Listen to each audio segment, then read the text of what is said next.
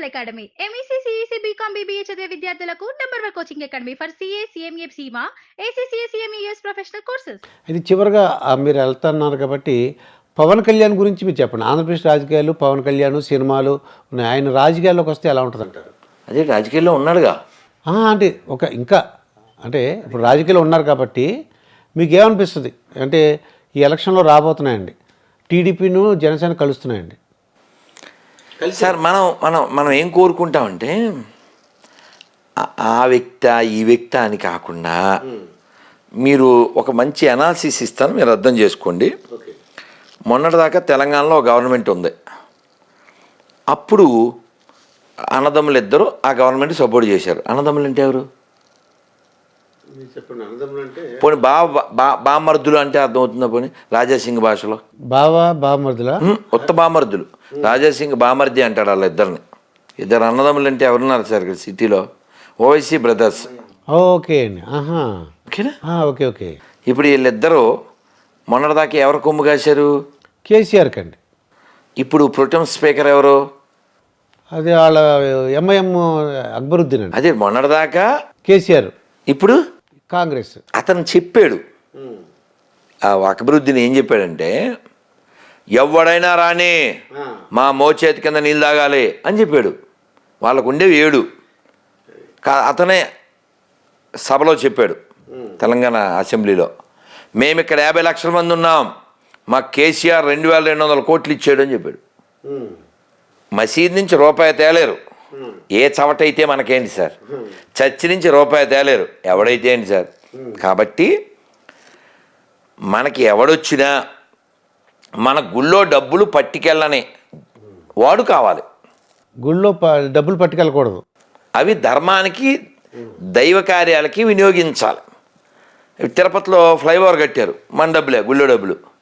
మసీద్ నుంచి రూపాయి తేలేరు, ముల్లాలకు జీతాలు ఇస్తారు. చర్చి నుంచి రూపాయి తేలేరు, పాస్టర్లకు జీతాలు ఇస్తారు. ఎక్కడవి? మన గుళ్ళో డబ్బులు. వక్ఫ్ భూమి అని ఉంటుంది, అది 1 అంగుళం వీడు తీసుకోడు, కానీ గుళ్ళో భూములు మాత్రం ఎత్తుకుపోతారు. కాబట్టి ఇలాంటి దొంగలు ఎవరూ రాకూడదు. అదేందా? పవన్ కళ్యాణ్ ఎదిగి మంచి పనులు చేస్తే మంచిదే, మాకు ఎవరైతే ఏమిటి సార్? మనకి ధర్మం ముఖ్యం. నువ్వేం గుళ్ళో డబ్బులు ఎత్తుకుపోయి ఘాటు కట్టి గొర్రె మతాన్ని పెంచుతాను అంటే పనికి మాలింది. నేను చెప్తున్నాను, ఛాలెంజ్కి రెడీ. నీతి లేనాడు గొర్రె అవుతాడు, ఛాలెంజ్ రెడీ. నేనేమన్నానంటే ఈ పవన్ కళ్యాణ్ అంటే అతను స్పీచెస్ కానీ అతను మాట్లాడే విధానం అవన్నీ కూడా ఏమైనా సజెషన్లు ఇస్తారా? ఒకవేళ మీ దగ్గరికి వచ్చారనుకోండి, గురుగారు ఏమైనా సజెషన్లు ఇస్తారా అంటే ఏంటి, ఏమి ఇస్తారని? చాలా ఇవ్వాలి. ఒక క్లారిటీ ఉండాలి.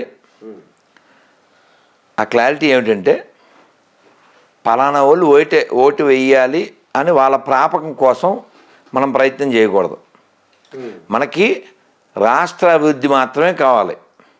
ఉచితానికి ఖచ్చితంగా వ్యతిరేకంగా ఉండాలి. ఉచితంగా ఏమివ్వచ్చు? విద్య ఇవ్వచ్చు, వైద్యం ఇవ్వచ్చు. ఈ 10 ఏళ్ళు పరిపాలించారు కదండి ఇక్కడ ఒక ఆయన. అవును, కేసీఆర్. ఇప్పుడు ఎక్కడున్నారు ఆయన? ఆయన సొంత ఇంట్లోకి వెళ్ళిపోయాడండి. ఇప్పుడు హాస్పిటల్లో ఉన్నాడు. హాస్పిటల్లో ఉన్నాడు. కరెక్ట్. ఏ హాస్పిటల్ ఇది? యశోద హాస్పిటల్ అండి. అంటే 10 ఏళ్లలో వైద్య రంగం అడుక్కుతుందని కదండి అర్థం. ఒక సీఎం 10 ఏళ్ళు పరిపాలన చేసి గవర్నమెంట్ ఆసుపత్రిలో చేరాలిగా. లేదండి, అప్పుడు యశోద హాస్పిటల్ స్పెషలిస్ట్. అది మీకు అర్థం కావట్లే. అంటే అంత డెవలప్ చేయలేదు. మరి ఇప్పుడు మీరు ఎలా, ఇది ఓ జోక్ చెప్తే మీకు బాగా అర్థం అవుద్ది. ఒరే, పక్క హోటల్కి వెళ్ళి మంచి టిఫిన్ పట్టుకురా అన్నాడు అనుకోండి హోటల్ ఓనర్. ఆడు హోటల్ ఓనర్ అయి ఉండి ఇంకా మీకు బాగా చెప్తాను. సినిమా పేర్లు అవి నాకు తెలియదు, కానీ సముద్రకని అని డైరెక్టర్ ఉన్నారండి, యాక్టర్ కూడా. యాక్టర్ కదా. ఏదో సినిమా వాళ్ళ అమ్మాయి బండిలో ముందు పెట్టుకుని వెళ్తున్నారు, ఏదో డబ్బింగ్ మూవీ, చిన్న మొక్క చూసా. నాన్న ఆయన మా ప్రిన్సిపల్ అని చెప్పుద్ది ఈ పిల్ల. ఈయన వెళ్ళి, ఏం చేస్తున్నారు ఇక్కడ? మా అబ్బాయి సీటు కోసం. గవర్నమెంట్ టీచర్ అయ్యుండి మీ అబ్బాయికి సీటు కోసం ప్రైవేట్ స్కూల్ దగ్గర నిలబడతారా? సిగ్గు లేదు అంటే ఆడు తల మార్చుకుంటారు. సేమ్ అప్లికబుల్ ఇక్కడ కూడా కదా. ఓకే ఓకే, అర్థమైంది. ఇప్పుడు అర్థమైందండి. అంటే మీరు స్కూలింగ్ కదా, అందుకని మీ భాషలో చెప్పాను. అంటే గవర్నమెంట్ హాస్పిటల్ డెవలప్ చేస్తుంటే ఈయన అక్కడికి వెళ్తురు కదండి.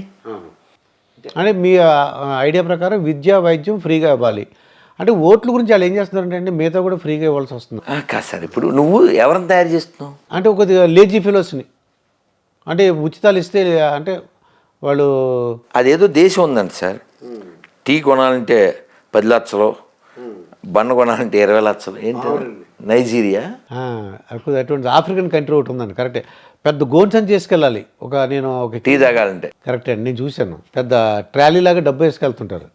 ఆ వాల్యూ పడిపోయిందండి, అమౌంట్ అది, ఆ డబ్బులు వాల్యూ పడిపోయింది. కాబట్టి కేవలం అధికారమే పరమావధి అనుకుంటే నాశనం అయిపోతారు. తర్వాత వీళ్ళ అన్యాయానికి చాలామంది బలైపోతారు.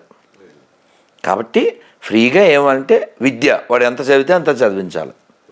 ఫ్రీగా గొర్రెలు ఇవ్వడం ఏమండి, వాడంతటా వాడు బతకాలి సార్. అవునండి. నువ్వు ఇచ్చేదేంటి సార్? పాప ఆటో వాళ్ళు ఏడుతున్నారు సార్. ఫ్రీ బస్సు వలన ఆటో వాళ్ళు they are crying, they are lamenting. అందుకని ధర్మంగా జీవిద్దాం సార్. రాముడు పుట్టిన నేల సార్. పోనీ ఈ ఉచితాలు పాప అతను చెప్పాడు రేవంత్ రెడ్డి, మేమే మా ఇంటికెళ్ళి తెచ్చిస్తామనుకున్నావా అని చెప్పాడు ఆయన. అంటే నీ బ్లడ్డే నువ్వు తాగు, మేము ఇచ్చినట్టు బిల్డప్ ఇస్తాం. ఇప్పుడు ఎవరికి ఉండాలి బుద్ధి? ప్రజలకు ఉండాలండి, ప్రజలకు ఉండాలి. ప్రజల్లో మార్పు రావాలి.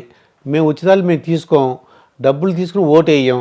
అలాగా ప్రజల్లో మార్పు వస్తే అది నాయకులు కూడా సార్, ప్రజలు సోల్డ్ నాట్ గోల్డ్. ఇదండి రాధా మనోహర్ గురూజీతో జరిగిన ఇంటర్వ్యూ. మరొక ఇంటర్వ్యూతో మీ ముందుంటాను, మీ దుర్గాప్రసాద్ మాస్టర్.